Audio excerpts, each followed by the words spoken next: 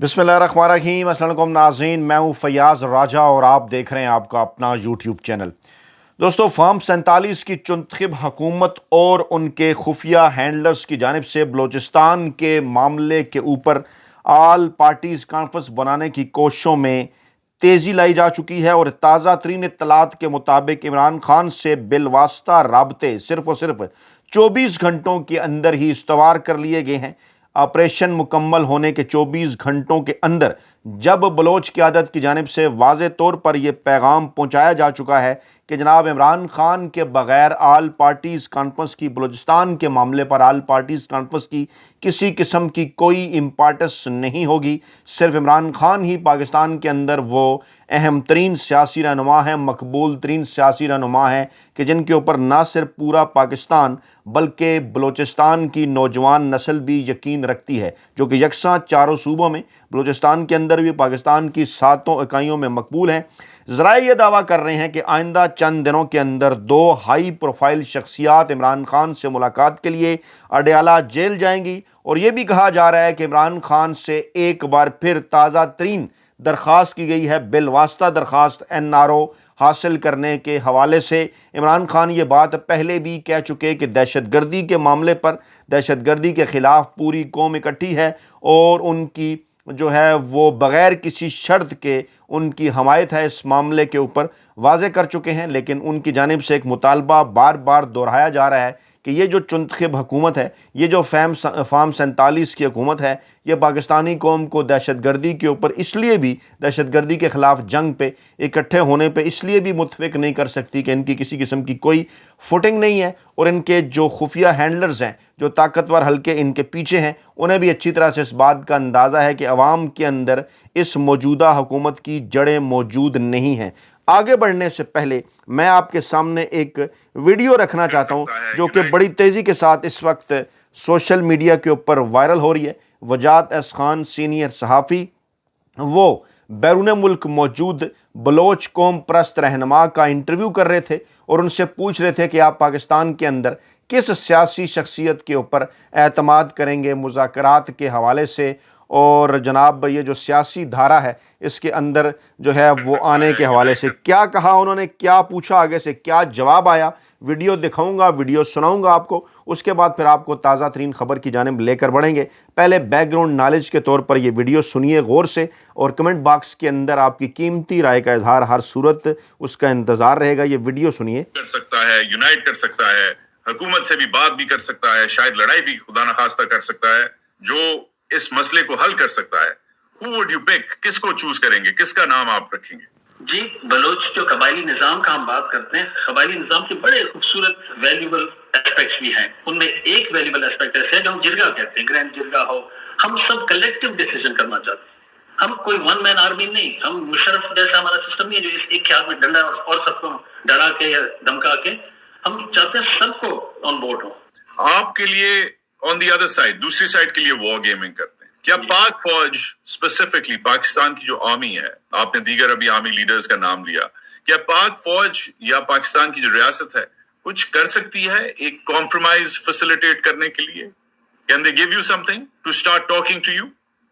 نہیں، پاکستان کی فوج کو عمران خان جیسا آدمی کریکٹ کر سکتا ہے۔ He is the only one in the history of Pakistan who has stood against these tyrants. He didn't run away.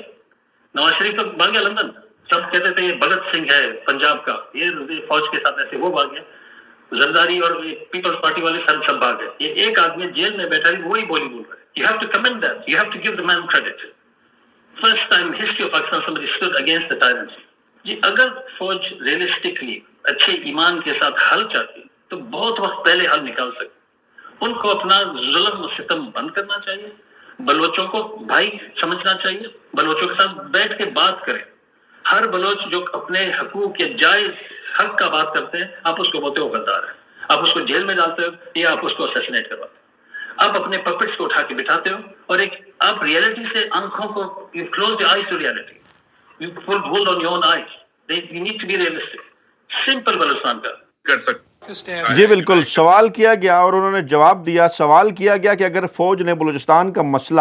ایمانداری سے حل کرنا ہے تو اس کا حل صرف عمران خان کے پاس ہے، عمران خان جو ہے وہ تاریخ میں وہ واحد آدمی ہے جو اس وقت پاکستان میں ظلم اور فسطائیت کے خلاف جرأت کے ساتھ کھڑا ہوا ہے۔ نواز شریف بھی لندن بھاگ گیا تھا، پیپلز پارٹی بھی بھاگ گئی۔ جناب یہ مہران بلوچ قوم پرست رہنما اور وجاہت ایس خان صاحب ان کا اپنے یوٹیوب چینل کے لیے انٹرویو کر رہے تھے۔ میں نے یہ بہتر جانا کہ میرے جو دوست جن دوستوں تک یہ ویڈیو نہیں پہنچی اپنے اس ویلاگ میں ان کے سامنے یہ ویڈیو کلپس رکھوں اور انہیں بتاؤں کہ یہ مزدور صافی گزشتہ 3 دنوں سے مسلسل جو بات آپ کے سامنے تاریخی حقائق کی روشنی میں، اس کے ساتھ ساتھ اس وقت جو اس وقت کے جو تازہ ترین اعداد و شمار ہیں تمام تر سرویز کے، ان کی روشنی میں بار بار آپ کے سامنے رکھ رہا ہے کہ بلوچستان کے مسئلے کو، چاہے وہ پیپلز پارٹی ہو، چاہے وہ نون لیگ ہو، چاہے وہ پاکستان کے اندر کوئی مارشل لا والی حکومت ہو یا کوئی نام نہاد جمہوری حکومت ہو، چاہے وہ ذوالفقار علی بھٹو ہوں یا پھر جنرل ضیاء الحق ہوں یا ایوب خان کا یا کسی اور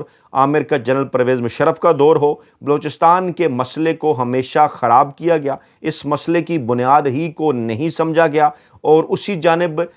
3 دن پہلے اپنے ایک ٹویٹ کے اندر اختر مینگل نے بھی ذکر کیا، اور اس وقت جتنی بھی بلوچ قیادت ہے وہ یہی بات کر رہی ہے، قومی اسمبلی کے اندر بھی، قومی اسمبلی کے باہر بھی، کہ اپنے پپٹ لا کر بٹھا دیے گئے ہیں بلوچستان اسمبلی کے اندر بھی، قومی اسمبلی کے اندر بھی۔ کل واضح طور پر محمود خان اچکزئی صاحب نے بھی یہی بات کی کہ بلوچستان کی اسمبلی بھی پپٹ ہیں، سرفراز بگٹی صاحبان جیسے لوگ، اور اسی طرح سے قومی اسمبلی کے اندر بھی فارم 47 کے لوگ بٹھائے گئے ہیں۔ واضح کر دیا تھا محمود خان اچکزئی نے کہ قیدی نمبر 804 جس کا نام لینے پر جب پاکستان تحریک انصاف اس کا نام لیتی ہے آپ کو تکلیف ہوتی ہے، خواجہ آصف صاحب بول پڑتے ہیں، بلاول بھٹو زرداری صاحب بول پڑتے ہیں، تو انہوں نے واضح کیا کہ جناب قیدی 804 کا نام تو لیا جائے گا، کیونکہ یہ الیکشن آپ اپنے دل پر ہاتھ رکھ کر بتائیں، رمضان المبارک کا مہینہ ہے، آپ یہاں پر قرآنی آیات لکھی ہوئی ہیں، اسمبلی کے فلور کے اندر کلمے لکھے ہوئے ہیں، آپ ان کے اندر ان کے نیچے کھڑے ہوئے ہیں، دل پر ہاتھ رکھ کر بتائیں،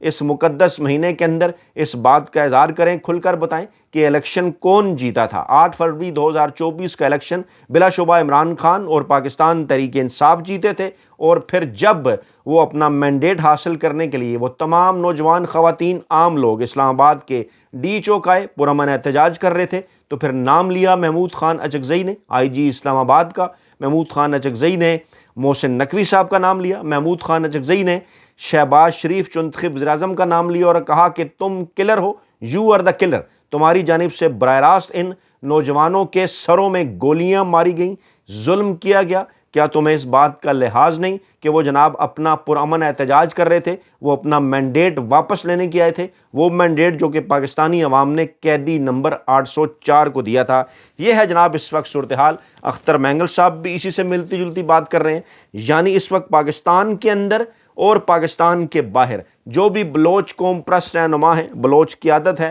وہ صرف اور صرف ایک سیاسی شخصیت کے اوپر پاکستان کے اندر اعتماد کا اظہار کر رہی ہے، اور اس کا نام ہے عمران خان۔ اس کی وجوہات ہیں، ہوا میں وہ بات نہیں کر رہے، اچھی طرح سے انہیں اس بات کا اندازہ ہے کہ 70 کی دہائی کے اندر ذوالفقار علی بھٹو صاحب نے کیا کیا تھا بلوچستان کے اندر۔ 10 ماہ کے عرصے میں ان کی منتخب حکومت جو تھی اس کو صرف 10 ماہ چلنے دیا گیا، گھر بھیج دیا گیا، اس کے بعد ایئر سٹرائکس کیے گئے، اس کے بعد وہاں پر فوجی آپریشن کیا گیا، اس کے نتائج کیا نکلے؟ بعد میں آ کے جنرل ضیاء الحق صاحب نے اس بارڈر کو تو محفوظ بنایا، وہاں پر لوگوں سے معافیا مانگ کے ان کے کیسز ختم کر کے، ڈیفینیٹلی، کیونکہ حیدرآباد سازش جو کیس تھا، جو ٹریبونل تھا، اس کے اندر وہ کیس ثابت نہیں ہو سکا۔ چند دن پہلے میں نے تاریخی حقائق سے کتابوں کی روشنی میں آپ کے سامنے رکھا، لیکن انہی جنرل ضیاء الحق صاحب نے دوسرا بارڈر گرم کر دیا۔ جی ہاں، انہوں نے اگر بلوچستان کا مسئلہ اس طرح سے حل کرنے کی کوشش کی تو جناب خیبر پختونخوا کے اندر مسائل جو ہوئے وہ افغانستان کے اندر جو ان کے دور حکومت میں ایک نام نہاد جہاد شروع کیا گیا،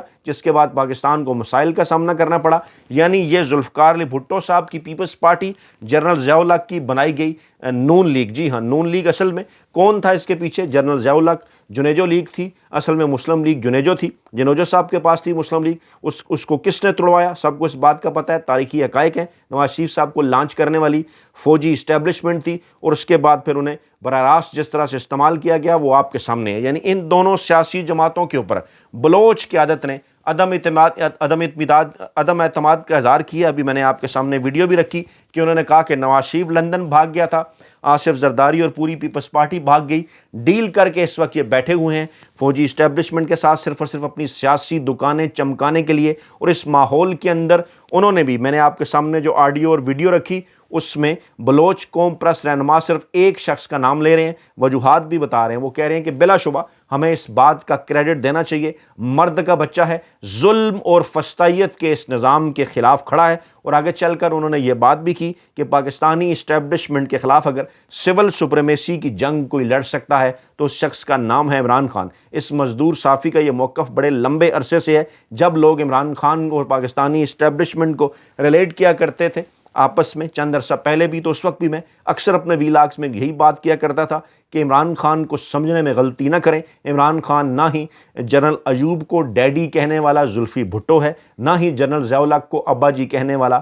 نورا شریف ہے. عمران خان پاکستانی عوام کا کپتان ہے. عمران خان کی جڑیں پاکستانی عوام کے اندر ہیں. عمران خان کی تمام تر جتنی بھی پولیٹیکل جد و جہد ہے وہ آرگینک ہے. جو لوگ ملاتے ہیں ان تمام تر چیزوں کے ساتھ عمران خان کو کہ جناب عمران خان جب آئے تو جناب ان کی سیاسی جماعت کسی نے بنائی یا انہوں نے مشرف کے جو ہے وہ جو ریفرینڈم تھا اس کی حمایت کی, تو بے شمار چیزیں عمران خان واضح کر چکے ہیں اپنی کتاب کے اندر. اور ایک اور بات بڑی امپارٹنٹ ہے کہ جو جماعتیں اس طرح سے فوجی اسٹیبلشمنٹ کی جانب سے بنائی جاتی ہیں ان کو پھر اقتدار بھی فوراً ہی مل جایا کرتا ہے. وہ اس طرح سے لمبی چوڑی جدوجہد نہیں کیا کرتی. دو مثالیں ہمارے سامنے ہیں کہ زلفی بھٹو صاحب نے پہلے 10 سال تک اقتدار کا مزہ چکھا ایک عامر کی کیبنٹ کے اندر, اس کے بعد پھر سیاسی جماعت بنائی اور اس کے بعد پھر اسی اسٹیبلشمنٹ کی مدد سے عوامی لیگ کے مینڈیٹ کے اوپر ڈاکہ مار کر ان کو جو ہے پاکستان کا وزیر اعظم بنایا گیا. یہی کہانی نواز شریف صاحب کے ساتھ دہرائی گئی,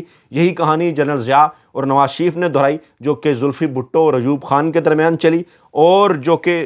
بھٹو صاحب جو کہ ایوب خان کی کو اپنا ابا جی قرار دیتے تھے, اور جب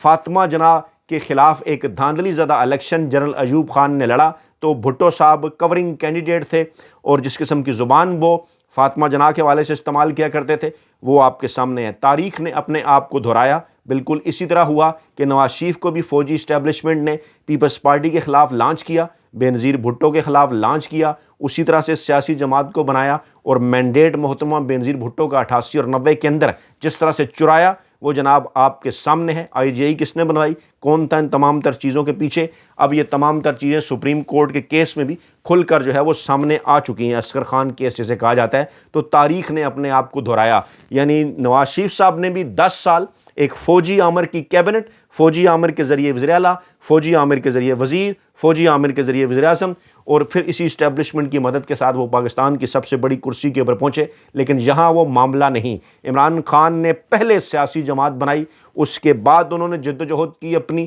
پہلے الیکشن میں برے طریقے سے شکست, دوسرے الیکشن کے اندر ایک نشست, تیسرے الیکشن کے اندر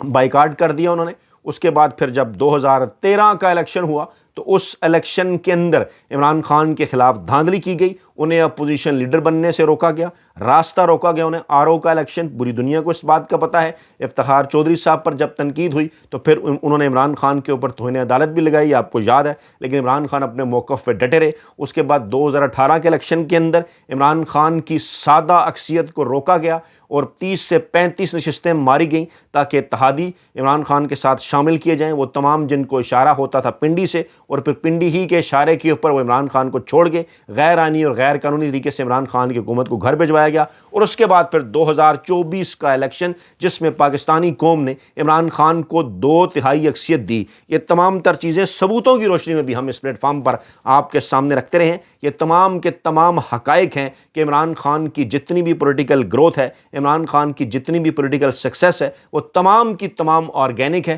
کوئی کمپیرزن اس کا زلفی بھٹو کے ساتھ یا نورا شریف کے ساتھ ہرگز نہیں بنتا. اس وقت بھی اگر کسی کی جڑیں کسی سیاستدان کی جڑیں اگر پاکستانی عوام کے اندر موجود ہیں تو اس سیاسی شخصیت کا نام ہے صرف اور صرف عمران خان اور بلوچ کی عادت، جو کہ اب بڑی کانشیس ہے اپنے حقوق کے حوالے سے، اور ہمیشہ سے وہ یہی بات کر رہے ہیں کہ جب آپ حقوق دیں گے، جب آپ سیاسی دھارے کے اندر لائیں گے تو پھر اس قسم کے واقعات نہیں ہوں گے، اگر ہوں گے بھی تو لوگ جو ہے وہ اس قسم کی کسی بھی تحریک کو کہ جو ہے وہ قبول نہیں کریں گے، کیونکہ وہ سیاسی جدوجہد کے اوپر جو ہے وہ یقین رکھیں گے۔ اور بلوچ کی عادت کی جانب سے واضح کر دیا گیا ہے کہ جناب اگر پاکستان کے اندر کوئی مسائل اس وقت حل کر سکتا ہے، پاکستان سمیت بلوچستان سمیت کوئی بات کر سکتا ہے اے پی سی کے اندر بیٹھ کر، تو وہ صرف اور صرف عمران خان ہے۔ اور انہی خبروں کی روشنی میں تازہ ترین اطلاعات یہی ہیں کہ بالواسطہ رابطہ ایک بار پھر پاکستانی اسٹیبلشمنٹ کی جانب سے استوار کیا گیا ہے، پاکستان تحریک انصاف کے درمیان رابطے بحال ہوئے ہیں